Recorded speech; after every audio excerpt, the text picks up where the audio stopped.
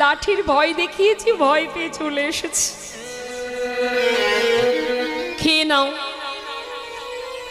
একটুখানি মুখে দিয়েছে মা, যেই না মুখে দিয়েছে জিজ্ঞাসা করছে কেমন হয়েছে গোপীনাথ? ভালো হয়নি তাই না? একটু কষ্ট করে খেয়ে নাও, বাবা কালকে ভালো করে রান্না করে খাওয়াবে।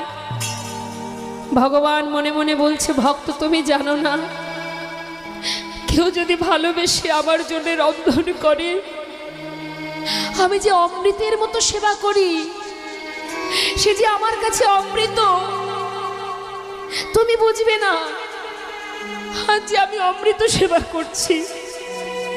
ভক্ত রান্না করেছে আমার জন্য, সেটা খারাপ হবে কি করে? মাগো, ভালোবেসে যদি আপনি খাওয়ান, আপনি নুন ভাত দিলেও সেটার মধ্যে শান্তি, তৃপ্তি, সুখ পাওয়া যায়।